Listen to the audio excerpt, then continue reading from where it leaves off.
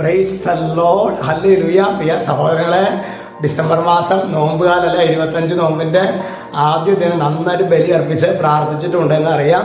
ഈ ഒരു നോമ്പുകാലം വലിയൊരു ആത്മവിശുദ്ധീകരണത്തിന്റെയും നവീകരണത്തിന്റെയും കാലഘട്ടമാകട്ടെ എന്ന് ആദ്യമേ തന്നെ ആശംസിക്കുകയാണ്. പ്രത്യേകിച്ച് നല്ല നല്ല നല്ല വ്യക്തമായ ധാരണയോടെ ഈ നോമ്പ് കാലഘട്ടത്തില് ആത്മീയമായ ഒരു വിശദീകരണം നമ്മുടെ കുടുംബങ്ങളിൽ സംഭവിക്കുന്നതിന് വേണ്ടി നമുക്ക് നല്ല ആഗ്രഹിച്ചിട്ട് വേണം ആദ്യ ദിനം മുതൽ പ്രത്യേക ഒരു കൃത്യം വെൽ ടാർഗറ്റഡ് ആയിട്ടുള്ള ഒരു നോമ്പുകാലമായിരിക്കുന്നത്. ഹല്ലേലൂയ.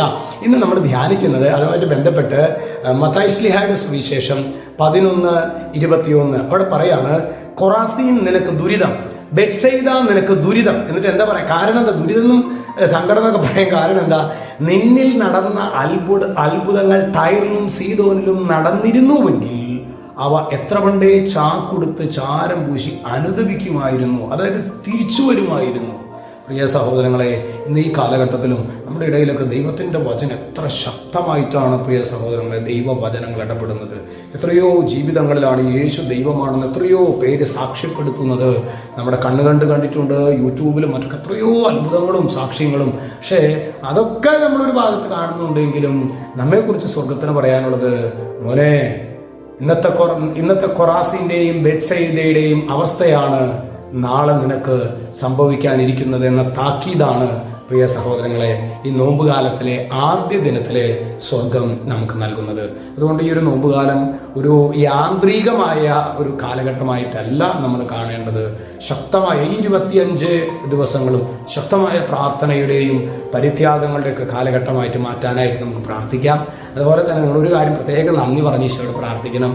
നമ്മളിത് ഈ ഒരു സംരംഭം, നമ്മളുടെ 3 മിനിറ്റ് വീഡിയോ ശുശ്രൂഷ 2020 ഡിസംബർ 1 ആരംഭിച്ച് ഡിസംബർ 1 എന്ന് പറയുമ്പോൾ 4 വർഷം കംപ്ലീറ്റ് ചെയ്ത് 5ാമത്തെ വർഷത്തിലേക്ക് പ്രവേശിച്ചു. ദൈവം കഴിഞ്ഞ കാലങ്ങളിൽ നടത്തിയ വഴികളെ നമുക്ക് നന്ദിയോടെ ഓർക്കാം.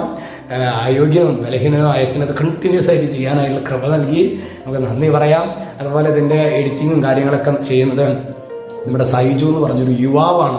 10 പൈസ നമ്മൾ കൊടുക്കാനില്ല. അത് വളരെ സന്തോഷത്തോട് കൂടിയിട്ട് ആ മകൻ. അപ്പോൾ അതിൻ്റെയൊക്കെ പുറകിൽ വർക്ക് ചെയ്യുന്ന കുറേ പേരുണ്ട്.